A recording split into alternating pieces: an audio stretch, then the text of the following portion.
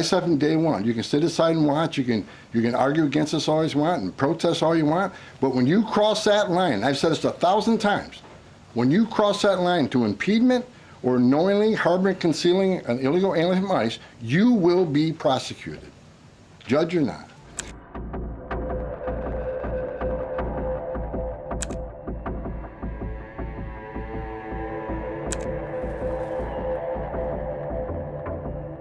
If I can also answer your question, as far as the judges, look, we just arrested a judge, Pam Bondi, for impeding ICE enforcement removals. I said from day one, you don't have to support ICE's operations. You can support sanctuary cities if that's what you desire to do. Sanctuary cities can stand aside and watch ICE keep their communities safe, because any public official, whether you're mayor, city councilman, or governor, their number one responsibility is protection of the communities. And ICE has been clear, we're targeting public safety threats and national security threats. I can't believe there's any elected official, and especially a judge, that doesn't believe we should be doing that, and they should be helping us. But I said from day one, you can sit aside and watch, you can argue against us all you want and protest all you want, but when you cross that line, I've said this 1,000 times, when you cross that line to impediment or knowingly harboring, concealing an illegal alien from ICE, you will be prosecuted, judge or not. And as far as releasing so many people, you know why the Biden administration released millions of people in the United States? No one ever talks about it. I'll talk about it. Why did they release people into the interior of the United States and put them, rather than put them into an ice bed? Why not put them in an empty ice bed at $127 a night rather than in a hotel room at $500 a night? They did it on purpose. Because when you put them in an ICE detention bed, they get a hearing in 35 days. Court records show 9 out of 10 people claim asylum, get order removal, they're gone. But if you release them and put them in a hotel room at $500 a night, their hearings could be 5, 7, 9 years if you pull out all appeals. And what are they hoping for then? That another Democrat administration is in power. They can award an amnesty to millions. This is about selling this country off for future political power. That's what it was. The law clearly says if you arrive at our border without proper documentation, you shall be detained. Not maybe, not think about it, shall. And that's what President Trump's doing. Catch and release is over. That's what the law says, and that's what we've done. If border crossings are at a record low, why should it still be considered an emergency?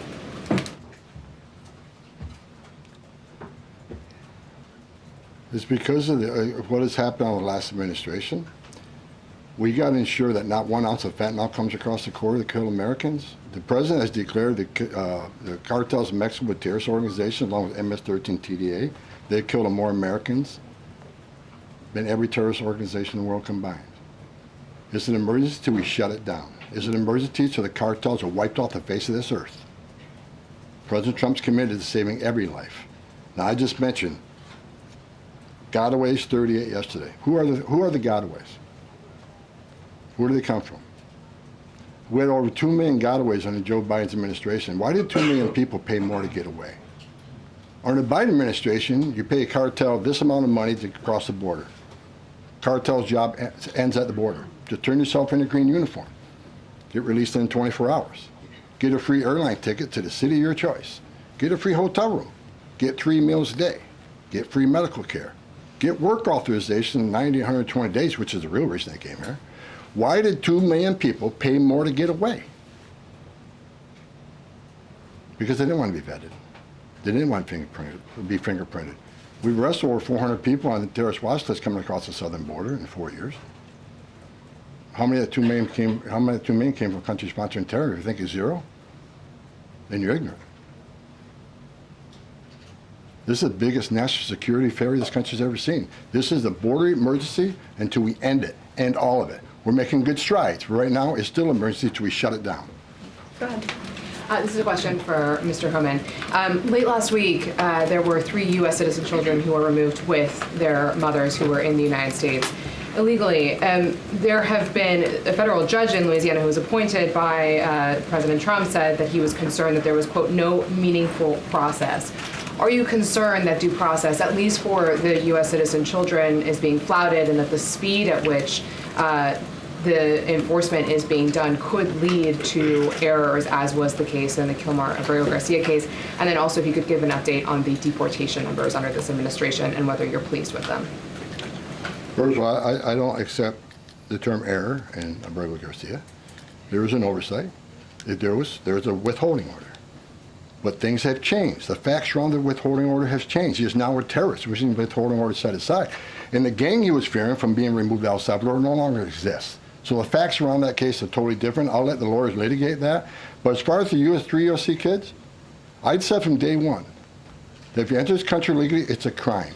If you remain in this country legally and you ignore a judge's order about deporting, if you choose to have a U.S. citizen child, knowing you're in this country legally, you put yourself in that position. You put your family in that position. What we did is remove children with their mothers who requested the children depart with them. This was a parental decision, parenting 101.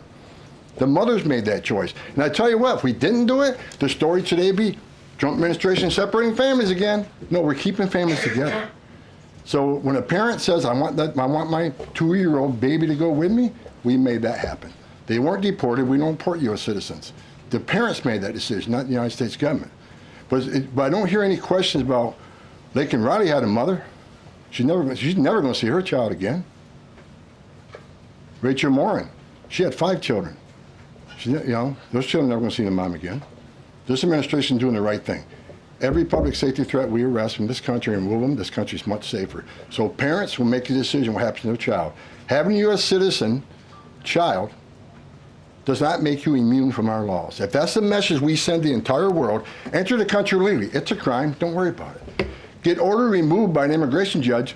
Don't worry about it. No one's looking for you. And have a U.S. citizen child, and you're immune from our laws, you're never going to fix the border. People will keep putting themselves in harm's way. More women would die. More children would die crossing this border. We got to secure a border by enforcing our laws. We're not making this up. We're enforcing laws under statute enacted by Congress, and it's the right thing to do. Can you give an update on the deportation numbers under this administration? Mr. Homan. What are you asking for? We just provided the numbers. The number of deportations that have occurred under this administration, whether you're pleased with that.